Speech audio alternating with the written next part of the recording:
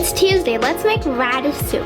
We're gonna chop 2 medium-sized radish roughly. To a pressure cooker, add 2 cups of water. To it, add 3 shallots and 3 garlic cloves crushed into a mortar and pestle. Then add in 1/4 cup of horse gram and 15 to 20 sprigs of curry leaves. Finally, put in chopped radish. Then sprinkle needed salt, 1/4 teaspoon of turmeric, and a teaspoon of cumin powder. Pressure cook for 4 whistles. Once the pressure goes off, open the lid, strain the soup stock, then using a potato masher, mash the veggies thoroughly.